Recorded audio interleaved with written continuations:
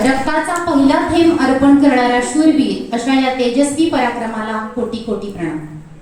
छत्रपती शिवाजी महाराज यांच्या स्वराज्य स्थापनेच्या महान कार्यात हिरोजी फर्जंद हे एक धाडसी, बुद्धिमान आणि अत्यंत विश्वासू सरदार होते। त्यांच्या अंगी असामान्य धैर्य, प्रसंगावधान आणि रणनीतीची चातुर्यपूर्ण जाण होती। हिरोजी फर्जंद यांनी अनेक मोहिमांमध्ये शौर्य दाखवले।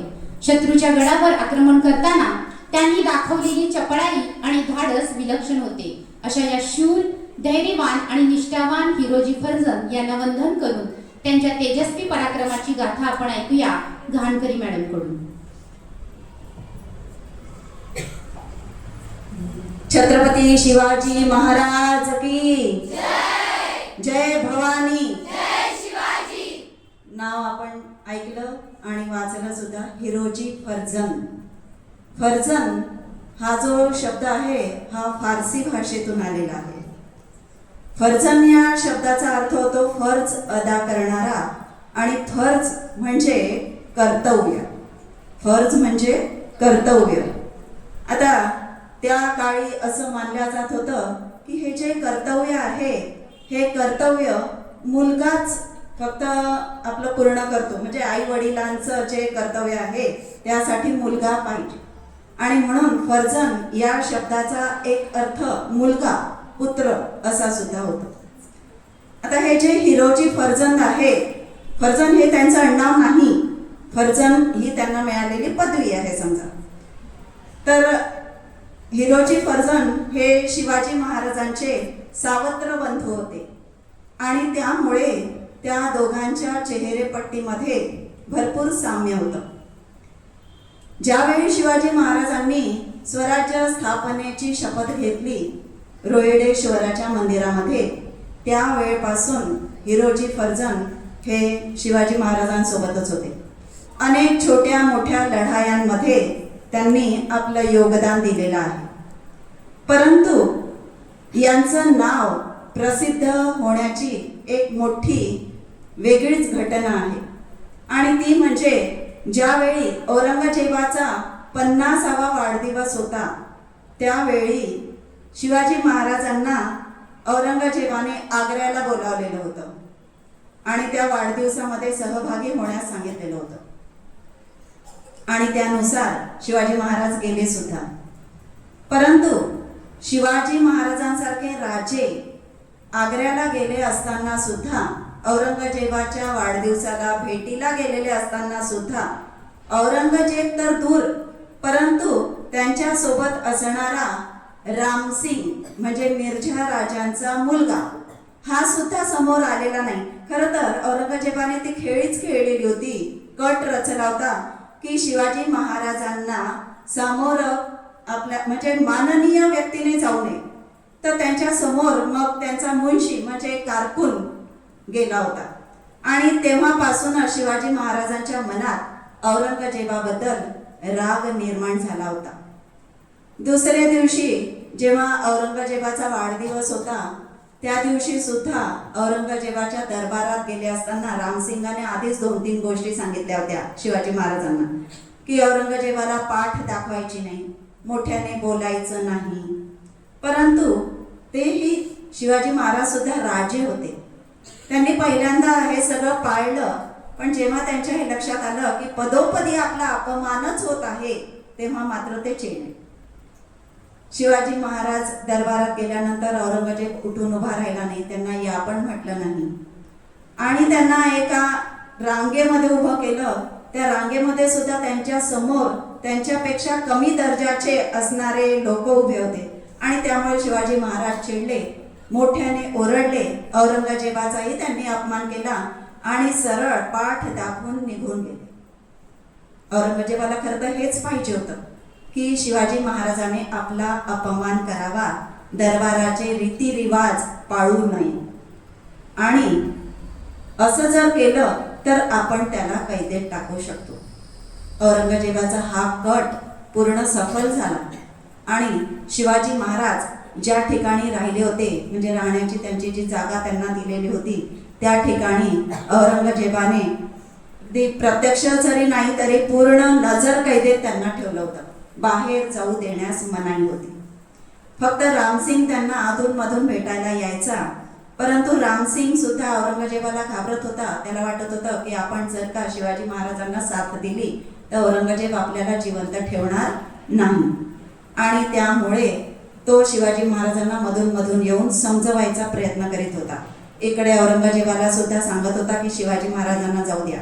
शिवाजी महाराजांनी अनेक पत्र लिहिले, परंतु कोणत्याही पत्राची दखल घेतल्या गेली नाही. मग आता काय करावं? शिवाजी महाराजांचा विचार सुरू झाला की आता आपण आपल्या राज्यामध्ये स्वराज्यामध्ये कसं परत केलं पाहिजे. त्यावेळी डोक्यामध्ये गनिमी कावा, जो त्यांच्या अगदी म्हणजे ओळख आहे शिवाजी महाराजांची, असे महाराज गनिमी काव्याच्या साह्याने बाहेर पडायचा प्रयत्न करीत होते. त्यांच्यासोबत त्यांचा हेर सुद्धा होता, आणि हा हेर म्हणजे बहिर्जी नाईक. हेर म्हणजे शत्रूच्या गोटात जाऊन गुप्त माहिती काढून येणारा व्यक्ती. तर असाच हे बहिर्जी नाईक एकदा शत्रूच्या खलबती म्हणजे गुप्त मसलत काय जी सुरू होती ती ऐकायसाठी एका खिडकीच्या जवळ उभे होते, आणि ते ऐकता ऐकता त्यांना माहिती झालं की शिवाजी महाराजांना आता 1-2 दिवसातच दुसऱ्या ठिकाणी नेणार आहे आणि तिथे त्यांचा वध केला जाणार आहे. मग आता काय करायचं? त्यामुळे ते थोडेसे घाबरल्यासारखे झाले, आणि त्यामुळे तो जो आवाज आला त्यांचा घाबरण्याचा वगैरे तो त्या शत्रूने ऐकला, आणि शत्रूने ऐकल्यामुळे ते शत्रू त्यांना पाहायला आले की बाहेर कोण आहे, म्हणून बहिर्जी धावत निघाले खूप जोरात.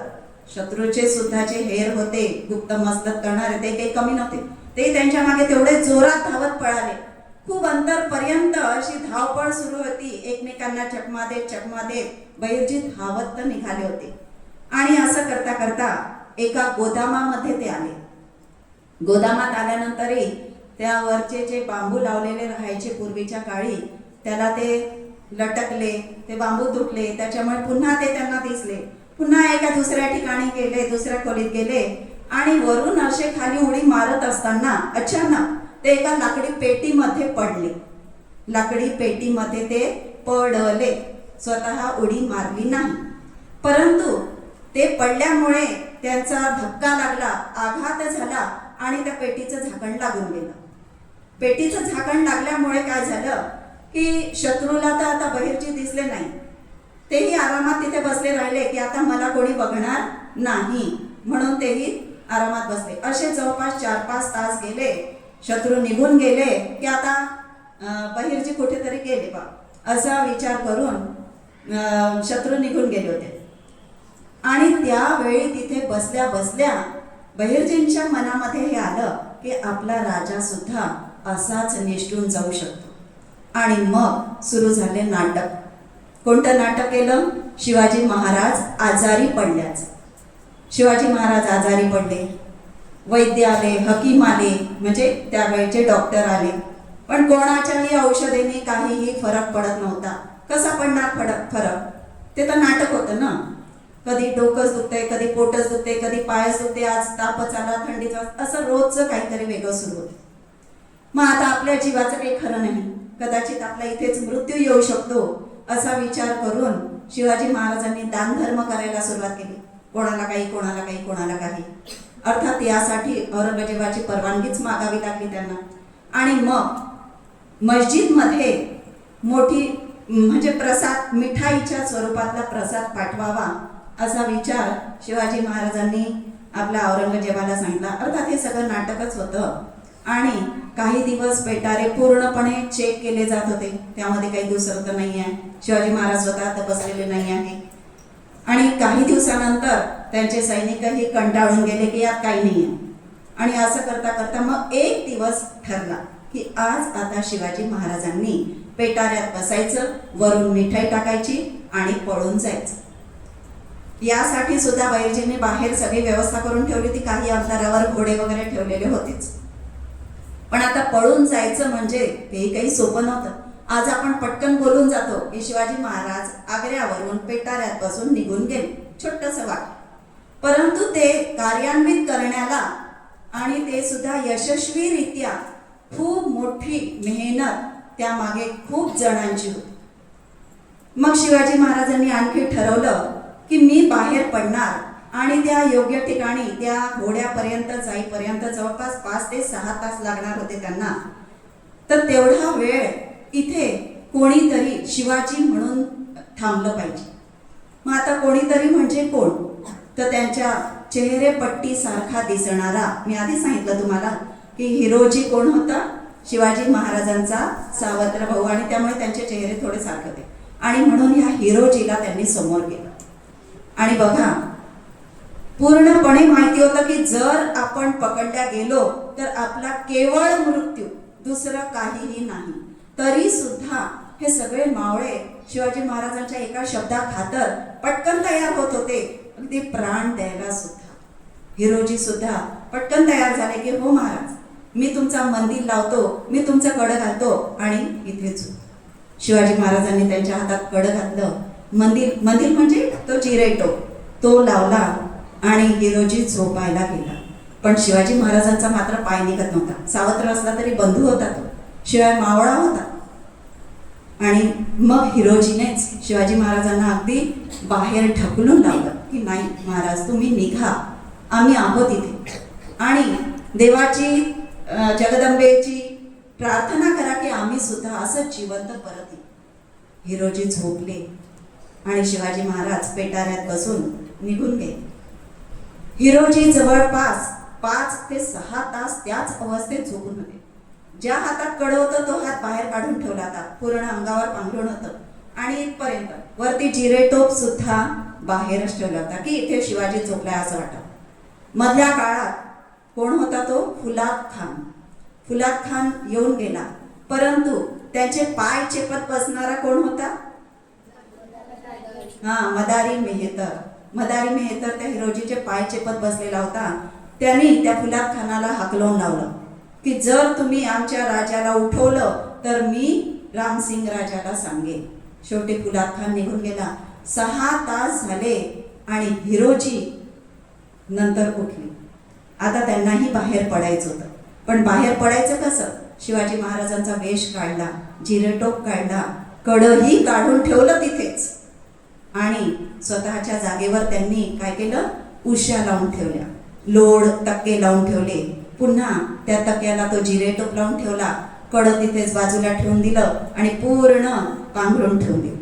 आणि दोघंही बाहेर निघाले. कोण दोघं? हिरोजी आणि मदारी मेहतर बाहेर निघाले. पुन्हा फुलाद खानाने विचारलं कुठे चालले? तेव्हा त्याला सांगितलं की आमच्या महाराजांचं डोकं खूप दुखत आहे, औषध आणायला जायचंय. आम्ही जाऊ की तुम्ही जाता? फुलाद खान म्हणाला नाही नाही तुम्हीच जा, कारण आता त्याची खात्री झाली होती की शिवाजी महाराज खरोखरच आजारी आहे. शेवटी हे दोघेही निघाले, एका त्या योग्य स्थळी जाऊन पोहोचले आणि घोड्यावरून शिवाजी महाराजांच्या मागोमागच स्वराज्यामध्ये जाऊन पोहोचले. असे हे हिरोजी फर्जंद, त्यांनी आपले प्राण अर्पण करण्याची वेळ येऊन सुद्धा त्याची पर्वा न करता आग्र्याच्या औरंगजेबाच्या मगरमिठीतून शिवाजी महाराजांना सोडवलं आणि त्यावेळेपासून त्यांना आग्रावीर या नावाने ओळखल्या जात होतं. परंतु नंतर ज्यावेळी शिवाजी महाराजांचा मृत्यू झाला त्यावेळी सोयराबाई आणि त्यांचा मुलगा राजाराम यांना, सोयराबाईंना असं वाटत होतं की राजारामाने गादीवर बसावं आणि संभाजी राजांना असं वाटत होतं की वडिलांनंतर मी गादीवर बसावं. आणि त्यांना साथ देणारा होता, सोयराबाईंना साथ देणारा होते अनाजी पंत. आणि म्हणून सोयराबाई अनाजी पंत यांनी हिरोजींना भडकवलं, फितवलं संभाजी राजांच्या विरोधात आणि सांगितलं की शिवाजी महाराजांची अजिबात इच्छा नव्हती, कारण एकदा संभाजी महाराज मुघलांना जाऊन मिळालेले होते काही दिवसपर्यंत आणि त्यामुळे संभाजी महाराज आता त्यांच्या मनातून उतरलेले आहेत. त्यांना असं वाटत होतं की राजारामानेच गादीवर बसावं. हिरोजीला केवळ आणि केवळ स्वराज्य पाहिजे होतं. कोण गादीवर आहे यापेक्षाही आपलं स्वराज्य महत्वाचं त्यांना वाटत होतं आणि त्यामुळे त्यांनी सोयराबाईंशी जवळीक साधली. आणि नंतर शिवाजी महाराजांची आठवण काढून काढून प्रत्येक वेळी सोयराबाईने हिरोजींना आपल्या सोबत ठेवलं आणि त्यामुळे संभाजी राजाशी सुद्धा एक वेळा त्यांना लढावं लागलं. पुढे अनेक त्यांनी संभाजी राजांविरुद्ध किंवा मोगलांविरुद्ध लढाया केल्या आणि मराठ्यांशी लढता लढता एकदा हिरोजींना मरण आलं. खरं तर त्यांचा शेवट नेमका कसा झाला याबद्दल कोणतीही विस्तृत ऐतिहासिक माहिती आपल्याजवळ उपलब्ध नाही आहे, परंतु थोडंफार असावं असं वाटतं. अशा या विश्वासू, मावळा आणि पराक्रमी शिवाजी महाराजांचा अंगरक्षक असणारा, नेहमी सहकारी असणारा शूर, धाडसी योद्धा, निष्ठावंत सैनिक हिरोजी फर्जंद. धन्यवाद.